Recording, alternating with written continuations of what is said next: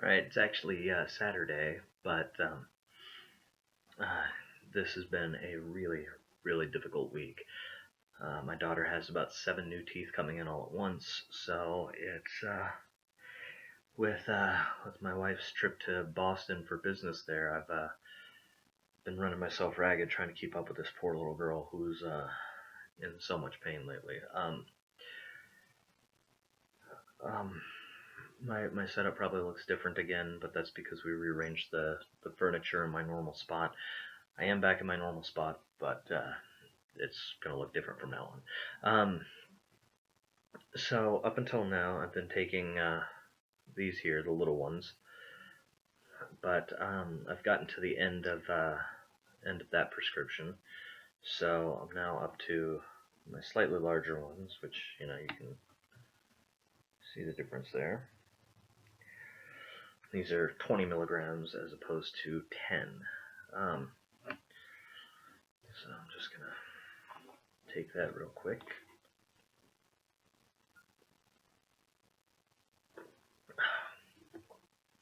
Um, and I wanted to give a little bit more of an update because my week has been made even more difficult by the fact that I've given up caffeine. It was a difficult choice, but I was drinking maybe 5 sodas a day as a matter of course, just to keep myself going throughout the day. And the more caffeine I was taking, the worse I was feeling. And there's also a weight issue. I'm trying to cut back and lose weight as I go. And it's working. I'm losing roughly about half a pound a day, which is good for me, I guess. Um, but it's also made things a little bit more difficult to gauge how the medication's working anymore. I know last week I said I wanted to talk about doubt, and I guess I'm gonna do that next week because this week I haven't been able to prepare any thoughts on that or anything. It's been mostly um it's been mostly the fact that I'm on caffeine withdrawal. Um, I'm kind of hoping once that levels out that I'll start to understand a little bit better about how the meds are affecting me. Because right now it's I feel like I'm on kind of that downward kick, and it feels familiar. But then again, I'm hoping to normalize without the caffeine, and well, feel better all around after that. Um, more water, I've been feeling a little bit more energy. I've been feeling a little bit more healthy, I guess would be the best word. Um, it's difficult to adjust to, though. It really is. And oh, it's I mean, don't get me wrong. I love Dr. Pepper, and I'm trying to make it to the point where I can occasionally have 1 or 2 sodas a week as just kind of a fun thing to have rather than a staple of my diet. Um, Having them in the house, I tried to cut back several times, tried to drop back bit by bit, and just didn't work. Um, and I guess it's important to note that the main reason I was drinking so much soda was the fact that caffeine is an upper, and for the longest time since I wasn't on medication, I used that as a way of normalizing myself. I I mean, as weird as it sounds, it helped me feel normal, as it were. Um,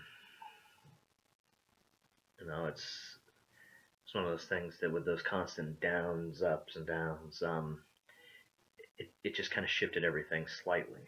So I mean, the when I wasn't on meds and I tried to quit it before, I got really argumentative with people. I would snap at people a lot more. And I would feel depressed a lot more. So, I kept on. I had at least one Dr. Pepper a day for every day I was around. Um, it is what it is.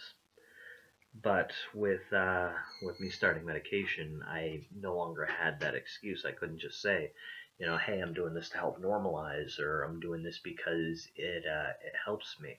It was really just a crutch at that point. It was an addiction, so I had to break the cycle there. And I went cold turkey, which is a lot harder to do. Um, so I guess maybe I'm talking about addictions today. Um, because I just realized that it's been a habit for me as I become addicted to things, or at least I did with depression. Addictions came and went quite often, as just a way of finding a way to make myself feel better. Um, I was an alcoholic briefly. I abused prescription medication for a while. Um, I used to take painkillers like good and plenties at one point in time, and I even smoked for a while. Um, and I always replaced one addiction with another and another and another. Um, in my collection of video games, there's probably a good $10,000 worth of video games. In I've got probably double that for movies. Oh, sorry, my dog is trying to get on my lap for some reason or other while I'm doing this. Say hi. All right, go away. Um, but those addictions came and went frequently, and I was always trying to find some escape from the pain I was always in. Video games were an escape. Smoking was an escape. Um, hell, my writing for a while used to be an escape. Uh, the drugs and alcohol were a mistake, um, and I got pretty bad about it. And at one point in time, I would drink while being on the computer just because then I could justify it as not drinking alone because I was interacting with people. It was still a drinking alone. I I hurt my back several years ago, pretty bad. I herniated a disc in my back. I pulled my trapezius muscle, and because of that, I got put on muscle relaxers and painkillers. Um, and I mean, it happened innocently enough. I drank a rum and coke while I was on those, and didn't think about it until it really hit me hard. Um, but it felt good. So, being depressed as I was, I followed it. I kept doing it. I did it more and more. I started drinking more and more. I would go through a fifth of alcohol on my own pretty much every other night. It was a way for me to find a way to sleep through the night because my insomnia has always been a really bad thing when I'm depressed. I'd stay awake for days at a time just from being depressed. And here's the interesting thing: drunk, hungover, strung out on pills, I still managed to hold down a regular job and not let it affect my work really. Um, I hid everything about these addictions from other people. And, part of me regrets the fact that I did that, but, part of me is just glad I didn't do anything really stupid.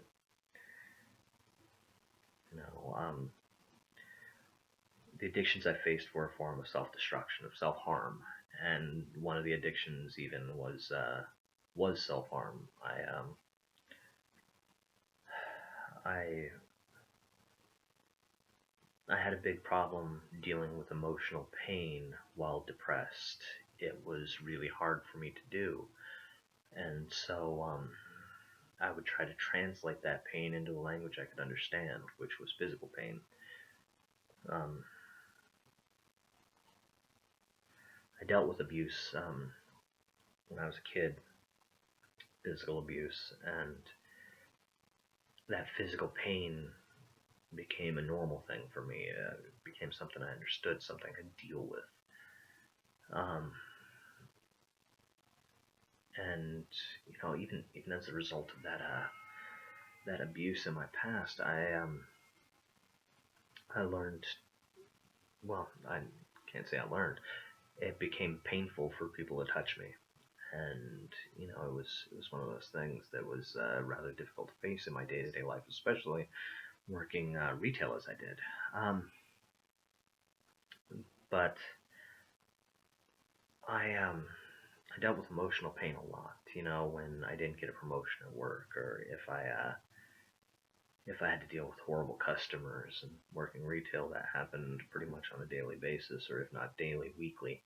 Um, I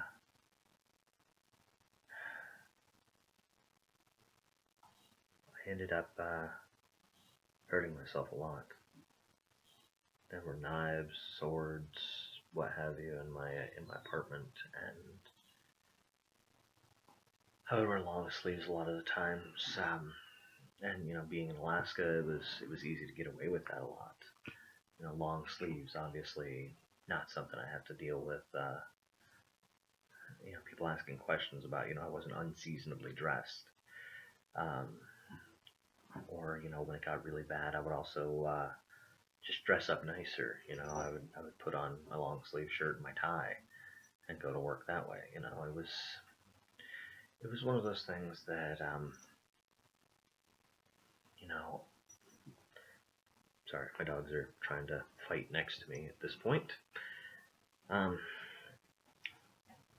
but I mean, even today, I can look at my arms and still see scars from where I did that. And, I covered up some of them with my tattoo to remind myself to calm down and just wait it out. But I mean, I hid this so much because I was so ashamed of the fact that I was in such pain that I had to find some way to deal with it. I had to hurt myself in order to feel better, because you can heal from physical pain. It's the emotional pain that's harder to deal with, and that type of pain goes straight through to your soul. It was harder and harder for me to deal with that on a day-to-day basis. So I turned to cutting. I turned to hurting myself. I would do things intentionally to make myself feel worse physically, just so I wouldn't have to deal with the pain that was, hurting me deep down inside. Um, and that's one of the things that I choose to talk about on here, because I don't think other people should have to hide. It's people pass judgment very quickly on somebody that's depressed, because it's like, well, why don't you just not be depressed? Why don't you just cheer up? Why don't you just watch a funny movie and everything will be good? Depression isn't sadness. It's worse.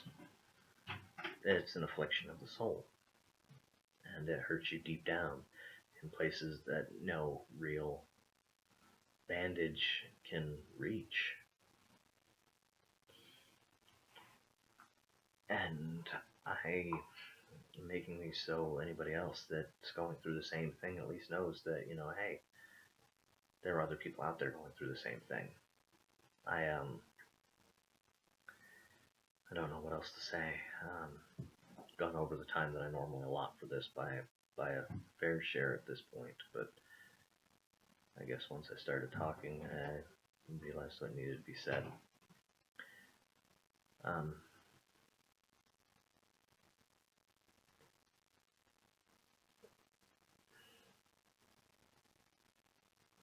check the description for help if you're considering doing anything rough like that, or just reach out to me if you're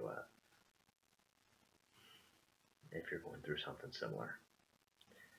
You don't have to go through this alone, is what I'm trying to say. If you're depressed, if you're feeling that down, talk to somebody. And if you don't have anybody in your life to talk to, you can talk to me.